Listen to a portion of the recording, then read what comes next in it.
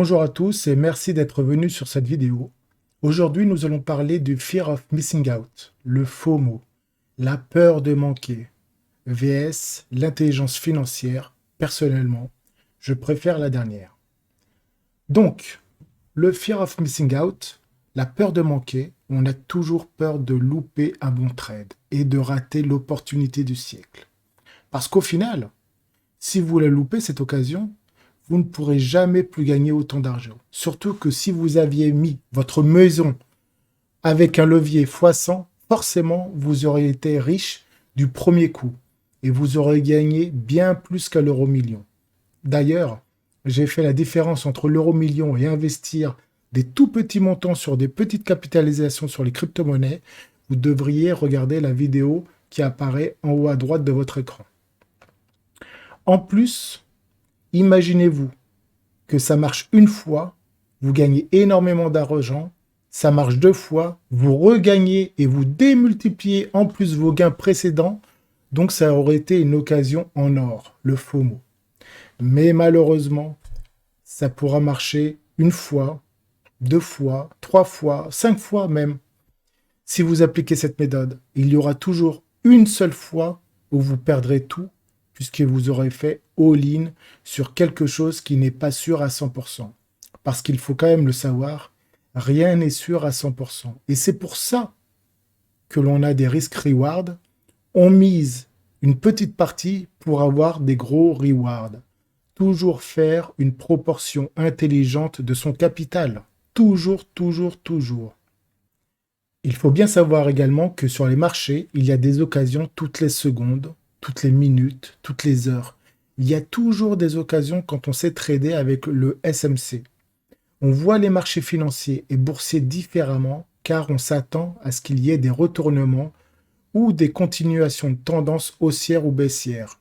Et le FOMO, une fois que j'ai compris le système du SMC, les Smart Money Concepts, il a complètement disparu.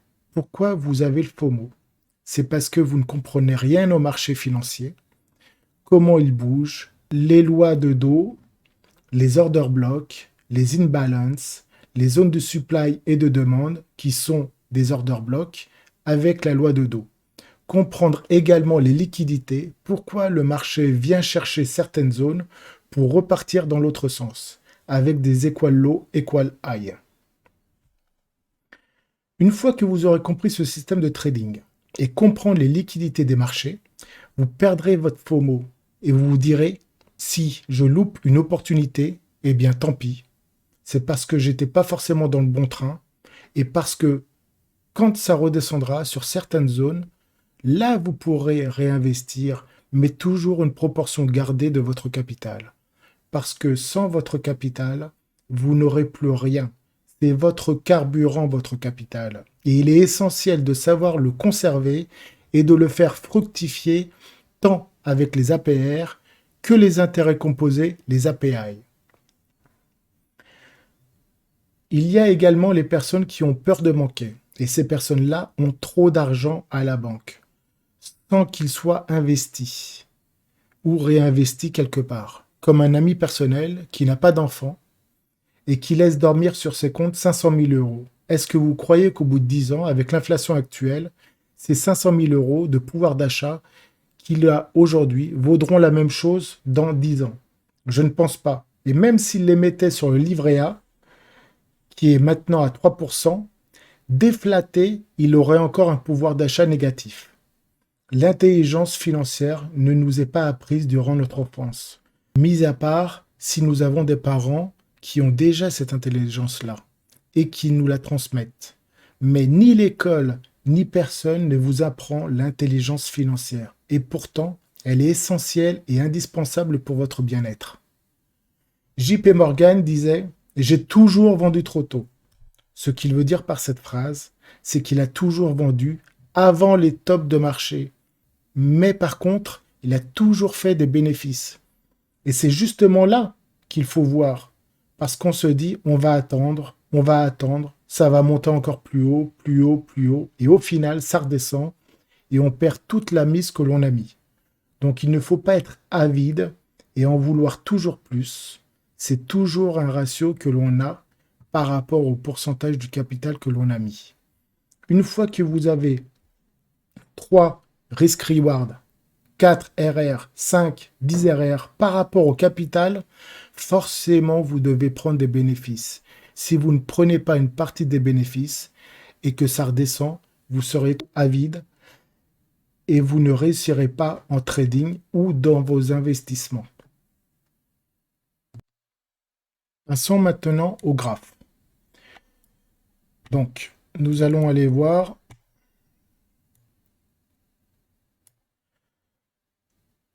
On va se mettre sur Axia Infinity.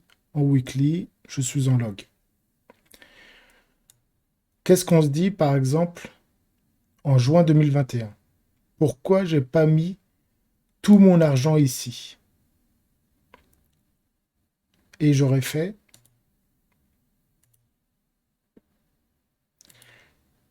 4006%.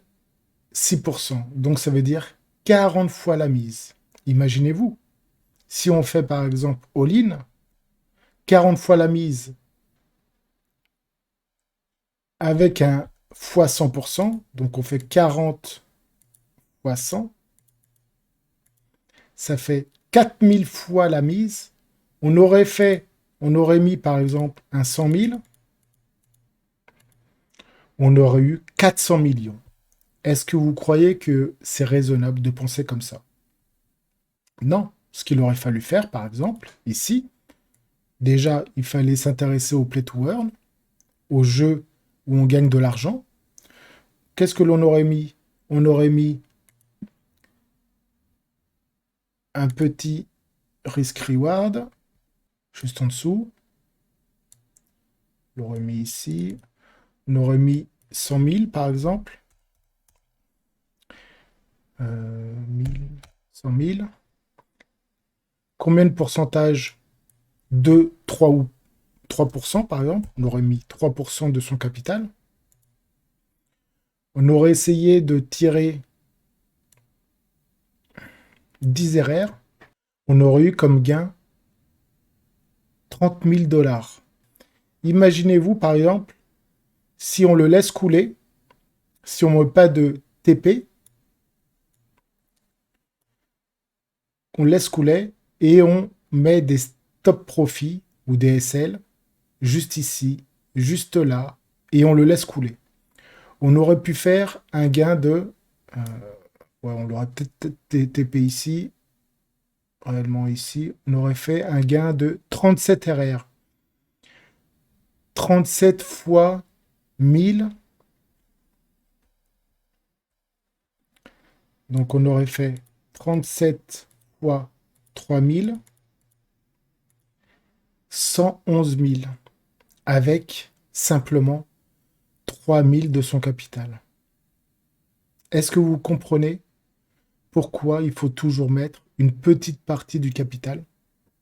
Pourquoi? Alors, je ne vous dis pas que à chaque fois ce sera comme ça, je ne vous le dis pas, mais en attendant, toujours faire attention à son capital et ne jamais mettre tous les œufs dans le même panier. Sur ce trade-là, on aurait peut-être gagné. Sur un autre, on aurait peut-être perdu un SL. Et ça nous aurait fait simplement 3% de notre capital. Mais là, comme on a gagné 37 RR, qu'est-ce qu'on s'en fout de 1 RR? Est-ce que vous comprenez? Voilà. C'était surtout ça que je voulais vous dire. Ne jamais faire du FOMO, l'intelligence financière, apprendre le trading, surtout pour savoir investir. Parce que si vous ne connaissez pas le trading, où est-ce que vous allez mettre de l'argent? Ici, là, ici. Quelles sont vos zones où vous allez investir? Et vous ne savez pas les zones où est-ce que vous allez investir. Puisque on va vous dire, on va vous faire monter la sauce. Certains youtubeurs, ils vont vous dire, allez, moi je mets tout dans l'accès Infinity, je mets tout dans Sandbox, je mets tout dans Illuvium, Galagame, etc., etc. Galagame, regardez la charte. Surtout qu'en plus, le Galagame, on va se faire un petit coup de CoinGecko.